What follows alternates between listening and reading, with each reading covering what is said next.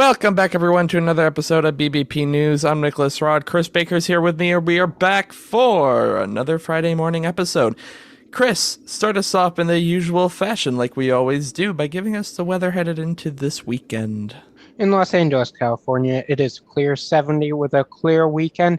Boy, I wish it was that warm here. In Houston, Texas, it is clear 40 degrees with a clear weekend. In Chicago, Illinois, it is clear 24 with a mostly cloudy weekend. And in New York City, freezing rain 57 with a clear weekend after that lovely freezing rain today.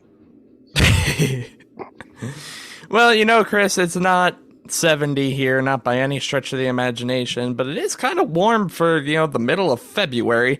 Up here it's going to get up to 40 degrees, over the weekend, and New York City is going to get up into the 50s.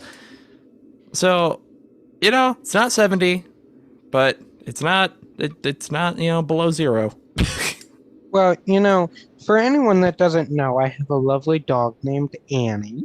And she is joining us today, and she wanted me to tell everyone that she has started a GoFundMe for her to move to Florida because she is not a winter baby. She is a summer baby and wants to permanently relocate out of the snow. And I told her several times that ain't going to happen because I don't want to go to Florida. But she's over the moon today because Thursday it rained and rained and rained and melted all the snow. So now there's luscious, not Ah. very luscious green grass, but there's greenness out there. And she had a ball out there earlier on her own, not having to deal with the snow. So all the power to her. But I hate to tell her, as we It's speak right not. now, it's snowing about 2 inches an hour. So I was about to say that melted snow isn't staying away for long. It's about to come back with a vengeance. yeah. So, but you know what? At least it's not the 4 or 5 inches that we had out there on top of another foot. I think that would really just disappoint the poor girl. I mean, yeah, that would definitely be a rough time. Although, with the way that the forecast is looking right now, we could be looking at a foot tomorrow. So it could go either way. Annie does point out that next week it's going to be in the high 30s, low 40s, so it could melt. But I told her, don't get your hopes up, Don't get your hopes Annie. up. That's what happened this week. Yeah, and see what happened. Yeah. So Annie is joining us this week. Hopefully she will settle down, but that is a very unlikely scenario. Yeah, we're just gonna have to wait and see what happens. But Chris, lately I've been finding stories to kind of talk about at the beginning of these episodes, and just kind of random ones that I find when browsing for other things, and they just catch my eye. And I've got another one for you today. And it's another one where I'm angry this wasn't me, because a woman in England bought a chair for $5. Ew. $5 chair. Well, she was contacted by an appraiser who found out that the chair is they call that a modern interpretation of an 18th century piece. The chair sold at auction for over £16,000. I'm sorry, Nick, for all that dead space right there. I was actually looking at some of my chairs to see if I had any old chairs I could be selling. But as it turns out, just like my luck, everything is not worth a single dime. Like, I don't understand these flashes of luck that these people get. I couldn't imagine buying a chair for, I said $5 before, I meant £5, since it was in England. Buying a chair for £5 and selling it for 16,000. How? Well, I don't have very much good luck in my life, so I can't relate. And I refuse to think that I could buy a chair for $5 and sell it for 16,000. More like with my luck, I would buy a chair for $5 and then I would get a knock from the FBI saying they need that chair in connection with a string of murders. And I'm a witness. I hate to say it, but that is more your luck for sure. It's things like this I've seen stories, and I've even talked about stories here on the show about, old artifacts being dug up in the middle of fields, or, crazy sales like this. It makes me want to do things like this, and I know mine never will, but it makes me want to so badly.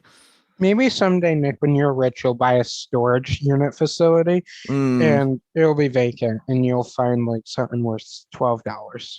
$12. I love it. Yep. Hey, That that's sounds $12 accurate. more than what you had, buddy. Exactly. You know what? I'll take that. I'll take that one. So that's awesome. Sold the check for $16,000, and we all want to be here now. But we have lots of news to get into. So starting off with, we now have a second fully authorized COVID-19 vaccine to fight the COVID-19 pandemic. Moderna received its full approval from the FDA this week for the two-dose primary series for those over the age of 18.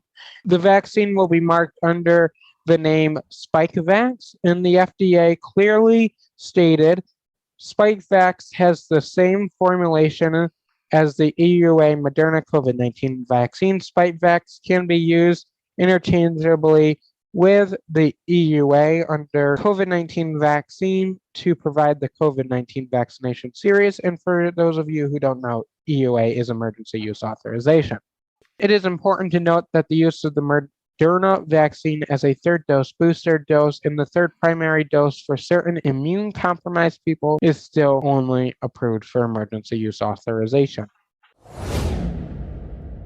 Children under the age of 5 may soon be able to get vaccinated against COVID-19. Pfizer submitted its request to the FDA Tuesday for emergency use authorization for a vaccine meant for children ages 6 months to 5 years. At least for now, the company is asking for an emergency use authorization for a two-dose primary series with a significantly smaller dosage compared to adults. Pfizer says a third dose booster given 8 weeks after the initial series is going through testing right now, and it is not included in this current request, but this is not a done deal. As for all vaccines before now, with this request being made, the data will be submitted and the FDA Independent Advisory Panel will meet to discuss it. If they give an approval, it then goes to the CDC for approval or denial. Pfizer's request Tuesday is the first step of what is called the rolling submission to the FDA, meaning the company will complete full request in the coming days. Currently, the Pfizer's COVID-19 two-dose vaccine is fully FDA and CDC approved for those over the age of 16. Those ages 5 to 15 are eligible to get the Pfizer vaccine under emergency use authorization, and the FDA's independent panel will meet to look at the data and discuss the emergency use authorization February 15th. As always, you can watch and participate live if you want to. If you are a parent who received a monthly child tax credit payment, you already know that the IRS sent you a very important letter, but there is a really small group of people who received a letter that was incorrect.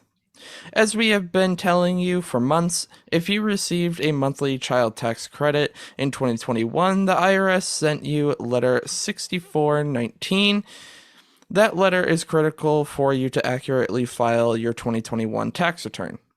That number in that letter represents the dollar amount the federal government says it gave you in monthly child tax credit payments.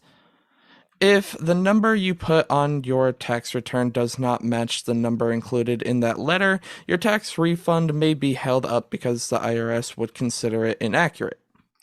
The IRS says that there is a very small group of people whose letter included the wrong number. The dollar amount indicated on your letter may be incorrect.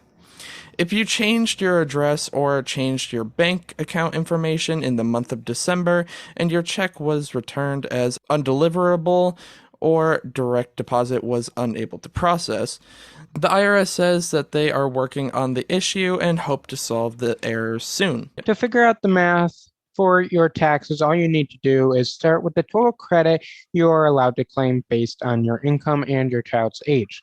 Then you subtract that by the amount of money the IRS has paid in monthly child tax credit payments in 2021, and that answer to that math equation is the amount of money or credit you can claim on your 2021 tax return. The total amount is the critical amount that will be included in the letter that is coming from the IRS. If the total amount doesn't match the number the IRS has on file for you, that's where you get into problems, and that is how the IRS says your return may be incorrect. The IRS says if there is a discrepancy in the numbers, you should rely on the number that is listed on your IRS online account. The number was updated according to the IRS on January 31st, and the IRS says do not rely on the tax transcripts for the total. They say that information may be outdated, and for more information on what these letters exactly mean and what's in them, check the link in the show notes to an article that explains everything you need to know. For people that had babies in 2021, first off, congratulations, but the IRS says you may be eligible for some tax credits. That new baby will be eligible for the full child tax credit payment and EIP3, which is the third federal stimulus payment that went out in March for $1,400. That means you could be getting up to $5,000 in tax credits.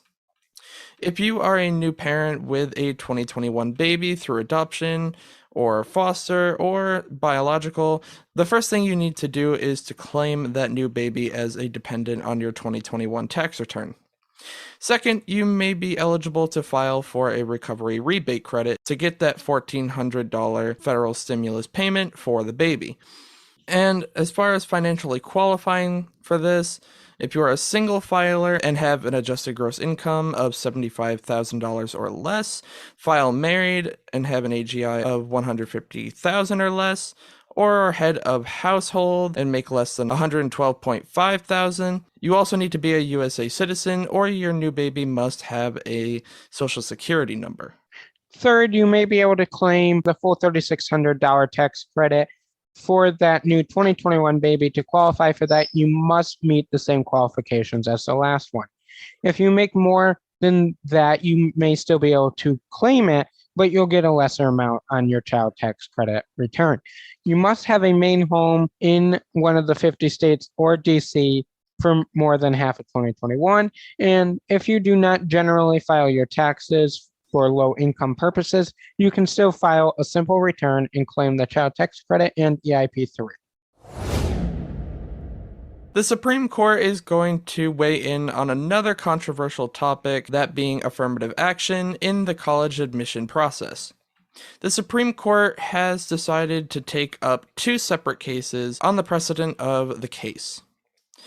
There will be no changes for the admission process right now, but the High Court likely won't hear these cases until the next term that starts in October of 2022. If that happens, we will not get a ruling until 2023. One of the cases is being brought up against the policies at Harvard University, and the other is being brought against the University of North Carolina. The plaintiffs in both cases argue using the race of an applicant should not be considered as a criteria for entering either university. The challenge in the Harvard case and the affirmative action case there is that it has hurt the chances for Asian Americans to be admitted to the college. The lower courts have held up Harvard and the UNC, giving them the right to use race as a considering factor. They are siding with the colleges because that is the Supreme Court's precedent from the 1970s all the way up through the 2000s. The High Court has said multiple times race can be considered for college admissions to enhance college diversity. Some say over the last 40 years it has boosted the opportunity for minorities that may have not made the admission cut in the past. Those against it say it discriminates against those in the other groups. One university is a public and the other is a private, but both accept federal funding as they would need to follow any rule changes. It is important to note California and Florida has banned race being a considering factor in public universities. As of Wednesday morning, the U.S. troop deployment is a go to Eastern Europe, while tensions between Russia and Europe continue to grow. The Pentagon is sending 3,000 U.S. troops at the request of our NATO allies. They are being deployed to Romania, Germany, and Poland. The Department of Defense says none of these troops would be on the ground in Ukraine and that this is a temporary move. The mission is in support of the NATO allies, meant to reassure those who are concerned about Russia encroaching not only in Ukraine, but also into their own countries as well. We aren't alone in this effort. As of now, France, Spain, Netherlands, Denmark, just to name a few, have sent military members to the region along with military supplies. Poland and Romania, both NATO allies, share a border with Ukraine. The Pentagon says generally that is where the US troops are going to be. About 1,000 that are stationed in Germany will move to Romania, and 2,000 additional 82nd Airborne from North Carolina will deploy to Poland.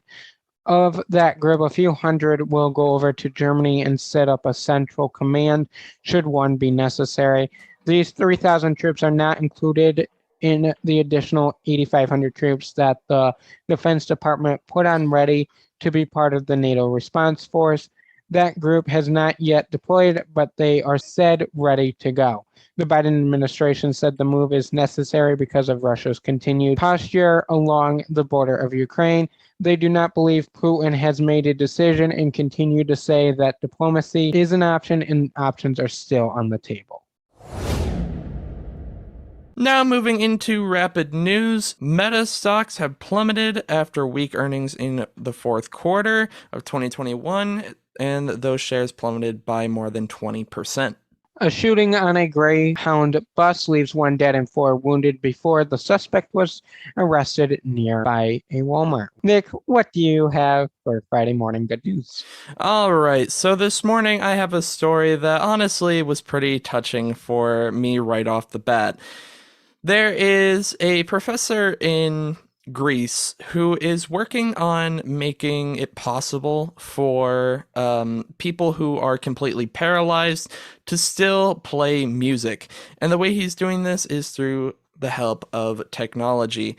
So essentially, what he came up with was it's called iHarp. And it essentially allows the person who is paralyzed to play notes and play songs and everything using an eye tracker. Uh, so the computer will follow the person's eyes as they move them across the screen and will play notes, wherever the eyes are looking. And it's really cool because there are like songs included into the program. So they actually made it like the popular, guitar game Guitar Hero, where there's accuracy scores and all these different, different things. You can play through different songs and do different performances. It's really, really cool. But it's a step, towards helping people who are completely paralyzed enjoy some of the things that they might have wanted to do or were doing before they became paralyzed. And they say the internet is bad. Technology, more specifically. This is cool. It's really cool that there's a new program for people that are paralyzed to be able to play instruments. It's just a really cool concept, and I hope it catches on. I really enjoyed this. For those that don't know, I am a huge, huge fan of just music in general, both playing it, listening to it, whatever else. Uh, and when I sit here and imagine not being able to play it, not being able to play guitar or whatever else, that'd be really tough. So to give these people who are going through all these challenges It gives from hope. being paralyzed, yeah, it gives a lot of hope to what can be accomplished, even beyond music. This is a step to, like I said, give these people the chance to enjoy some of these like leisure activities and some of these hobbies and stuff, despite their, despite their paralysis. Well, Nick, I just love your good news stories. I wish I could hear, like a dozen more of them. Oh, wait a minute. Tomorrow, you'll be The back with first Good News Saturday of the Saturday. month. Yep. Absolutely. Good News Saturday tomorrow, February edition. Unfortunately, I won't be able to join you because, well, snowstorms. Snow. Yeah. Yeah. So, but I will most definitely be listening Saturday morning.